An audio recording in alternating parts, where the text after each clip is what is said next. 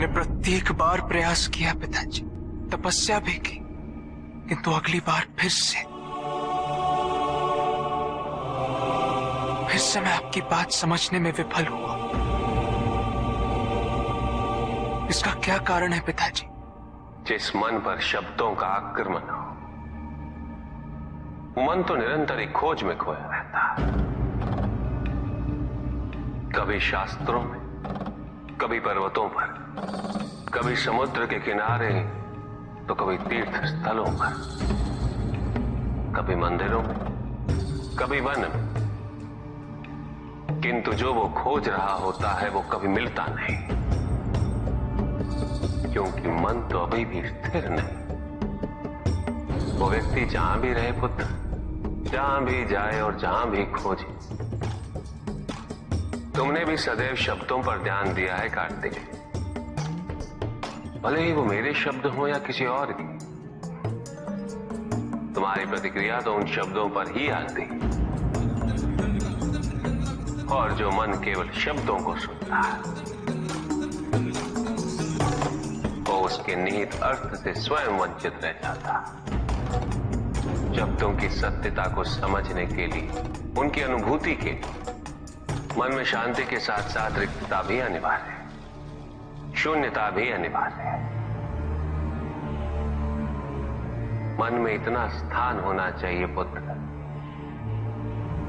कि वो शब्दों के परे पहुंचने की यात्रा कर सके। किंतु मन कभी शून्य नहीं रहता, रिक्त नहीं रहता। वो सोचता है कि शब्दों का आधिक्य ही ज्ञान अर्जन है, शब्दों से ही ज्ञान है, इसलिए शब्दों का संचय करता रहता है। मन ये नहीं जानता कि परम ज्ञान तो शब्द अतीत है, एक अनुभूति जिसे शब्दों से बांधना असंभव है। शब्दों का अपना मूल्य क्या है कार्तिक? कुछ भी नहीं। जब भी कोई ईश्वर का नाम लेता है तो क्या ईश्वर मात्र एक शब्द में ही सीमित हो जाते? नहीं, यहां शब्द सत्य नहीं, सत्य है वो अनुभूति जो इन शब्दों में विद्यमान है। यदि शब्द ही सत्य होते तो मात्र भोजन कह देने से व्यक्ति की क्षुधा शांत हो जाती। इसीलिए माता शब्दों की नहीं पुत्र, उस अनुभूति की है जो उन शब्दों से संबद्ध है। यदि शब्द नहीं भी होते तो वे ईश्वर अवश्य होते। यदि शब्द नहीं भी होते तो सुख और दुख की अनुभूति अवश्य होती, जल की शीतलता की अनुभूति होती, सूर्य की ऊष्मा और चंद्र की शीतलता की अनुभूति होती, प्रेम की अनुभूति होती।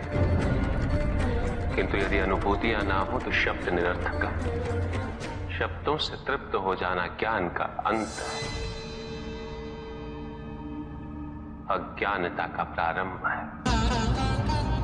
ज्ञानी वही है जिसके पास अनुभूतियां, अनुभव हो,